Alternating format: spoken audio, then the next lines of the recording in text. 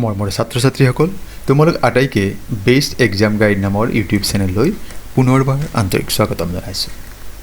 আজি আমি এই ভিডিঅ'টিত ক্লাছ 6ৰ অসমীয়া মূল পাঠ্যপুথি উন্মেষৰ 7 নম্বৰ পাঠ তপনৰ কথা এই পাঠটিৰ লগত জড়িত যিখিনি পাঠভিত্তিক প্ৰশ্ন দি আছে আৰু অতিৰিক্ত প্ৰশ্ন আমি আলোচনা কৰিম।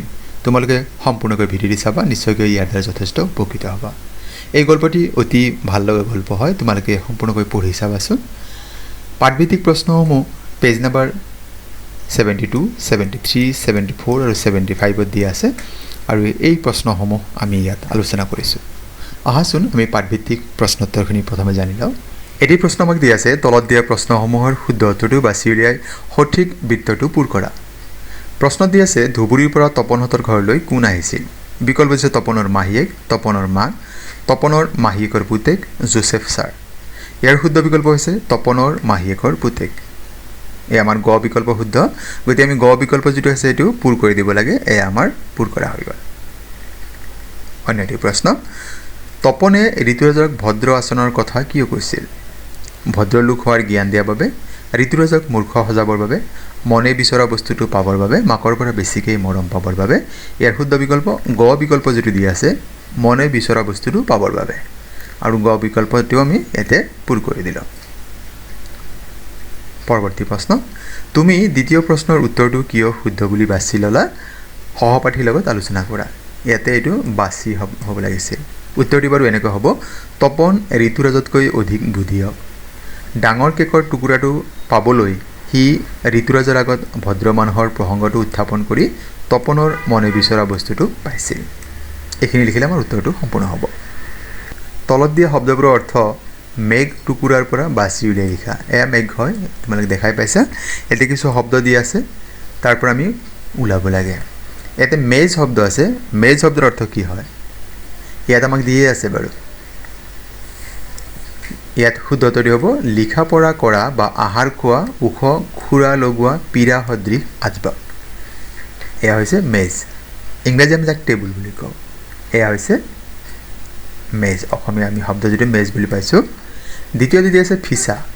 ফিচা কি হয় আচলতে? মাছৰ পিছৰ অংশ, তাক ফিচা বুলি কোৱা হয়। এয়া ছবিত আমি দেখা পাইছোঁ, এইখিনি কি হয়? মাছৰ পিচা হয়। 3 নম্বৰ যে ঢাকোন। ঢাকোন মানে সাঁফৰ, কিবা বস্তু ঢাকি থ'বৰ বাবে। যেনেকৈ এই ছবিত আমি দেখা পাইছোঁ, এই ওপৰৰ খণ্ডটি এইটুকু হৈছে ঢাকোন বুলি কোৱা হয়। বা মাকে যেতিয়া পাচলি ৰান্ধে তেতিয়া কি হয়? কেৰাহীৰ ওপৰত কিবা এটা ঢাকোন দিয়ে, যাতে অন্য কিবা পোক পতংগ আদি নপৰে। আৰু এটা আছে ভদ্ৰ। ভদ্ৰ মানে হৈছে ভাল আচৰণৰ দ্বাৰা লোকৰ মনত সন্তোষ দিয়া। এয়া হৈছে ভদ্ৰ শব্দৰ অৰ্থ হয়। গতিকে নিশ্চয় তোমালোকে এইখিনি বুজি পাইছা যে কোনটো শব্দৰ কোনটো অৰ্থ। আমি এই মেঘৰ টুকুৰাৰ পৰা আমি ইয়াতে এই শব্দসমূহৰ অৰ্থ বিচাৰি পাইছোঁ। পৰৱৰ্তী প্ৰশ্ন, তলত দিয়া প্ৰশ্নকেইটাৰ উত্তৰ কোৱা আৰু লিখা। ইয়াত আমাক 5টা প্ৰশ্ন দি আছে। তপনৰ মাহীয়েকৰ ঘৰ ক'ত আছিল? তপনৰ মাহীয়েকৰ পুতেকৰ নাম কি? ভদ্ৰ মানুহৰ উদাহৰণ তপনহঁতক কোনে দিছিল? ঋতুৰাজ তপনতকৈ বয়সত কিমান সৰু? আৰু অন্য এটা আছিল তপনৰ কথা পাঠটিৰ লেখক কোন? এই প্ৰশ্নকেইটাৰ উত্তৰ আমি পৰৱৰ্তী শ্লাইডত আগবঢ়াম।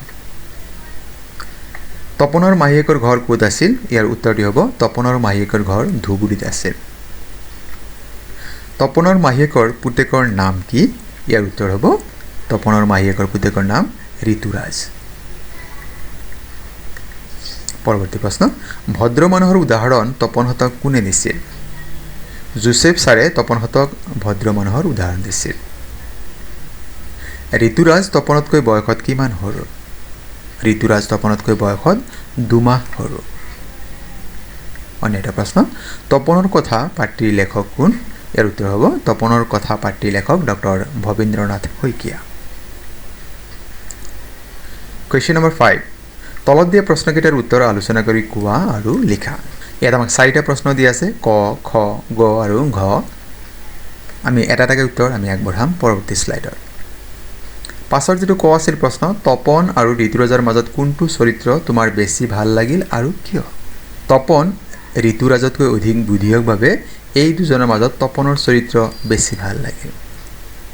খ প্ৰশ্নত আমাক দিয়া আছে, তপনে ঋতুৰাজক ভদ্ৰ মানুহৰ আচৰণৰ 2টা উদাহৰণ দিছিল।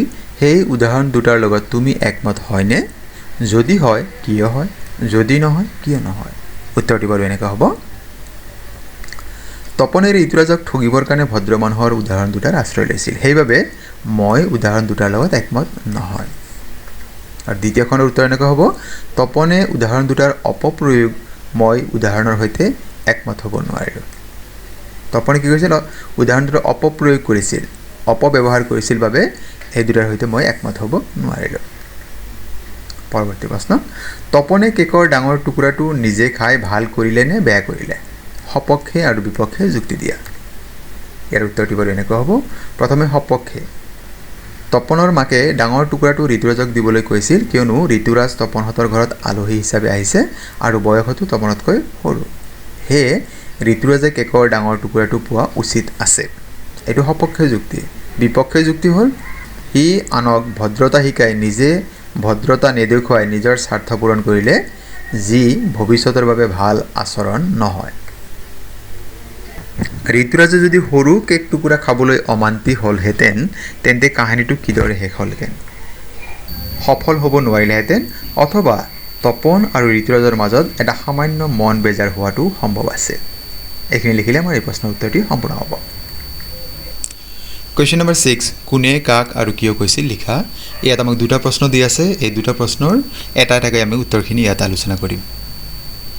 প্ৰথমতে কৰ উত্তৰটো আমি আলোচনা কৰি লওঁ। কত প্ৰশ্ন দি আছে, ইয়াতে দুটুকুৰা কেক আছে, অলপ পাছত উলিয়াই লৈ ঋতু আৰু তই খাবি, ডাঙৰ টুকুৰা ঋতুক দিবি। ইয়াৰ উত্তৰটো এনেকুৱা হ'ব, তপনৰ মাকে তপনক কৈছিল এই কথাখিনি। আবেলি তপনৰ মাকৰ ফুৰিবলৈ যাব লগা আছিল, সেয়ে তেওঁৰ অনুপস্থিতিটো তপন আৰু ঋতুৱে যাতে কিবা খাবলৈ পায় তাৰ বাবে মাকে তপনক কেক দুটুকুৰাৰ ডাঙৰ টুকুৰাটো ঋতুৰাজক দি সৰু টুকুৰাটো তাক খাবলৈ কৈ গৈছিল। এইখিনি লিখিলে আমাৰ ক প্ৰশ্নটোৰ উত্তৰ হ'ব। খ প্ৰশ্ন দি আছে, তই সঁচাকৈ বৰ ভদ্ৰ ল'ৰা, তোৰ নিচিনা ল'ৰাক আমাৰ জোচেফ ছাৰে বৰ ভাল পাব। এইখিনি আমি উত্তৰতে আমি পৰৱৰ্তী খণ্ডত গৈ আছোঁ। এই কথাখিনি তপনে ঋতুৰাজক কৈছিল কাৰণ তপনে নিজৰ স্বাৰ্থ পূৰণ কৰিবলৈ ঋতুৰাজক ভদ্ৰতাৰ প্ৰশংসা কৰিছিল। এইখিনি লিখিলে আমাৰ খ উত্তৰটি হ'ব। 7 নম্বৰ প্ৰশ্ন দি আছে, ঋতুৰাজ ঘৰলৈ আহিলে কি কি কাৰণত তপনৰ ভাল লাগে আৰু বেয়া লাগে, কাৰণবোৰ তলত দিয়া তালিকাখনত লিখা। ইয়াত আমি লিখিছোঁ বাৰু, ভাল লগাৰ কাৰণবোৰ লিখিছোঁ। দুয়ো লগ লাগি ফুৰিবলৈ যাব পাৰে, দুয়ো মানে ঋতুৰাজ আৰু তপন দুয়ো লগ লাগি ফুৰিবলৈ যাব পাৰে। দ্বিতীয়তে ঋতুৰাজৰ সৈতে তপনে কথা পাতিব পাৰে আৰু ঘৰতে দুয়ো মিলি কেৰম বা লুডু খেলিব পাৰে। এইকেইটা কাৰণে ঋতুৰাজ তপনৰ ঘৰলৈ আহিলে ভাল লাগে। বেয়া লগাৰ কাৰণ, তপনৰ মাকে ঋতুৰাজক বেছি মৰম কৰে, এইটো কাৰণে তপনৰ বেয়া লাগে। গাখীৰ কম থাকিলে মাকে ঋতুৰাজকহে গাখীৰ খাব দিয়ে, তপনক নিদিয়ে, সেইকাৰণে বেয়া লাগে। আৰু দুটুকুৰা মাছ থাকিলে ভাল মাছৰ টুকুৰাটো মানে কম কাঁইট থকাটো ঋতুৰাজক দিয়ে আৰু বেছি কাঁইট থকাটো তপনক দিয়ে, এইকাৰণে তপনৰ বেয়া লাগে।